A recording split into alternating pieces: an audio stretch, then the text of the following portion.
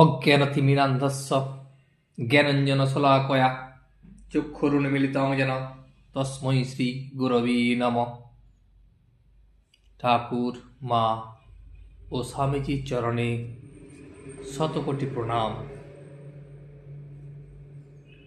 আজ দক্ষিণেশ্বরের মন্দিরে উৎসব।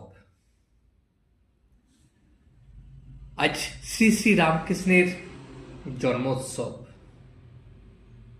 ফাল্গুনের শুক্লা দ্বিতীয়া তিথি, রবিবার 11ই মার্চ 1883 খ্রিস্টাব্দ।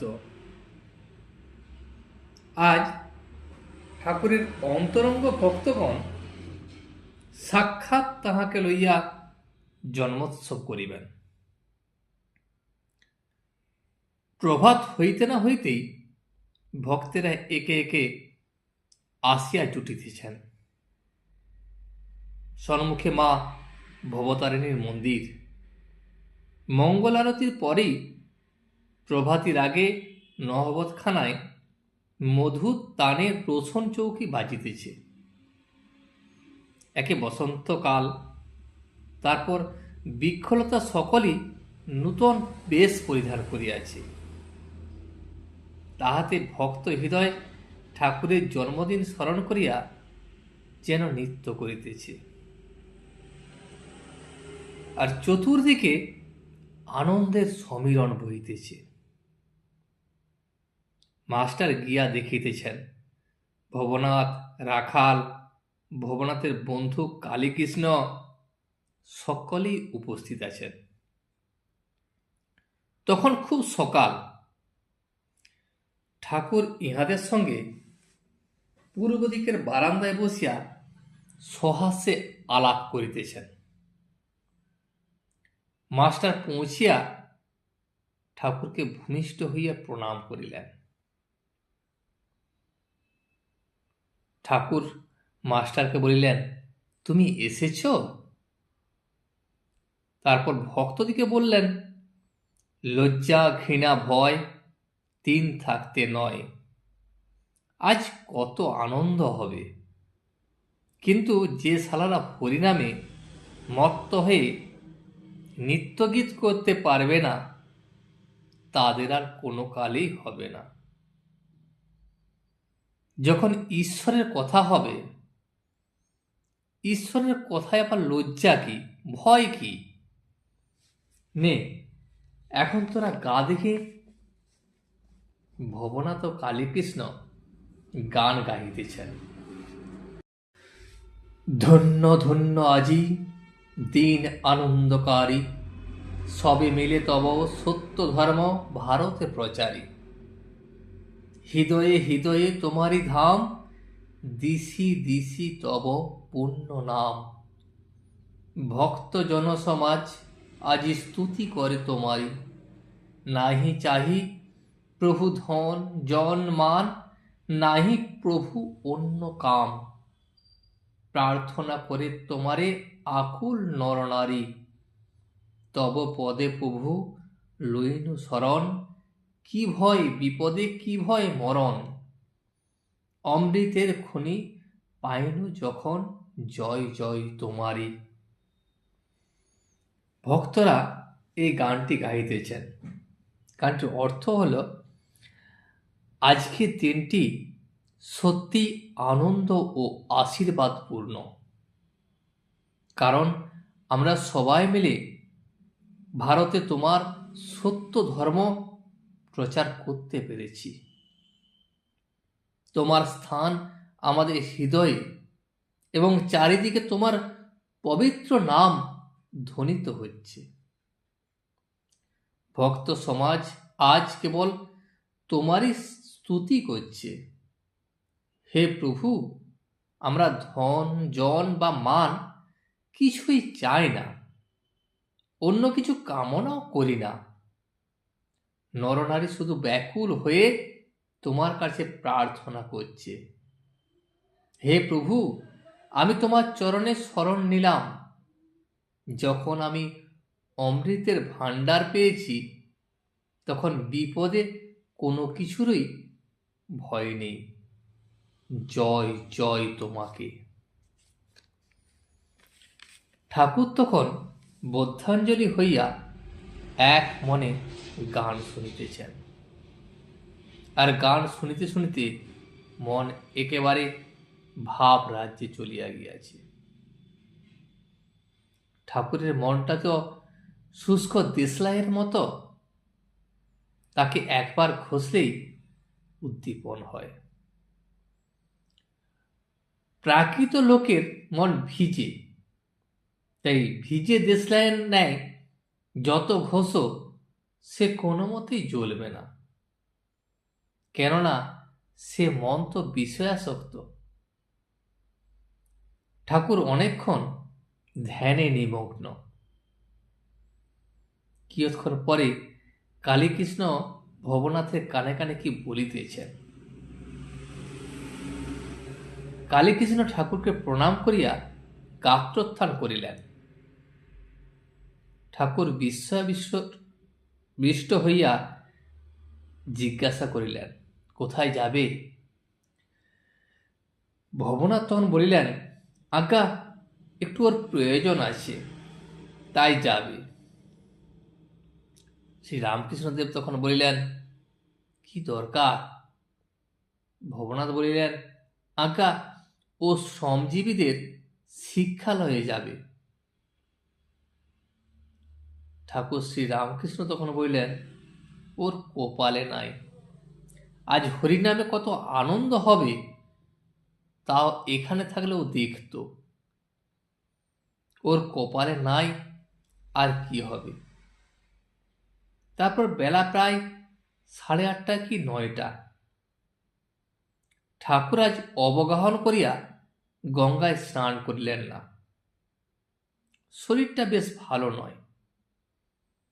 তাহার স্নান করিবার জল ওই পূর্বোক্ত বারান্দায় কলসি করিয়া আনা হইল। ঠাকুর স্নান করিতেছেন, ভক্তেরা তাকে স্নান করাইয়া দিল। ঠাকুর স্নান করিতে করিতে বলিলেন, এক ঘটি জল আলাদা করে রেখে দে। শেষে ওই ঘটির জল মাথায় দিলেন। ঠাকুর শ্রী রামকৃষ্ণ আজ বড় সাবধান। এক ঘটি জলের বেশি তিনি মাথায় দিলেন না। তারপর স্নানের শেষে মধুর কণ্ঠে ভগবানের নাম করিতেছেন। ঠাকুর শুদ্ধ বস্ত্র পরিধান করিয়া 2-1টি ভক্তের সঙ্গে দক্ষিণাস্য হইয়া কালীবাড়ির পাকা উঠানের মধ্য দিয়া মা কালীর মন্দিরের অভিমুখে যাইতেছেন। আর ঠাকুরের মুখে অবিরত নাম উচ্চারণ করিতেছেন। ঠাকুরের দৃষ্টি যেন ফেলফেলে, ডিমে যখন তা দেয় পাখির দৃষ্টি যেরূপ হয়, ঠাকুরের দৃষ্টি আজ ঠিক সেই রূপ। মা কালীর মন্দিরে গিয়া প্রণাম ও পূজা করিলেন। সে পূজার কোনো নিয়ম নাই। গন্ধ পুষ্প কখনো মায়ের চরণে দিতেছেন, আবার কখনো বা নিজের মস্তকে ধারণ করিতেছেন। অবশেষে মায়ের নির্মাল্য মস্তকে ধারণ করিয়া তিনি ভবনাথকে বলিলেন, ডাব নেড়ে মা কালীর প্রসাদী ডাব। আবার পাকা উঠানের পথ দিয়া নিজের ঘরের দিকে আসিতেছেন। তার সঙ্গে মাস্টার ও ভবনাথ। ভবনাথের হাতে ডাব। রাস্তার ডান দিকে শ্রী শ্রী রাধাকান্তের মন্দির। ঠাকুর বলিতেছেন, বিষ্ণুঘর। এই যুগল রূপ দর্শন করিয়া ভূমিষ্ঠ হইয়া প্রণাম করিলেন। আবার বাম পার্শ্বে দ্বাদশ শিব মন্দির। সদা শিবকে উদ্দেশ্যে প্রণাম করিতে লাগিলেন। ঠাকুর এইবার ঘরে আসিয়া পৌঁছিলেন। দেখিলেন আরো ভক্তের সমাগম হইয়াছে। সেখানে রাম, নিত্যগোপাল, কেদার চাটুর্যে আরো অনেক ভক্ত আসিয়াছেন। তাহারা সকলে তাকে ভূমিষ্ঠ হইয়া প্রণাম করিলেন। ঠাকুরও তাহাদের কুশল প্রশ্ন করিলেন। ঠাকুর নিত্যগোপালকে দেখিয়া বলিতেছেন, তুই কিছু খাবি? ভক্তটি তখন বালক ভাব, তিনি বিবাহ করেন নাই, বয়স ওই 23-24 হবে। সে সর্বদাই ভাবরাজ্যে বাস করেন।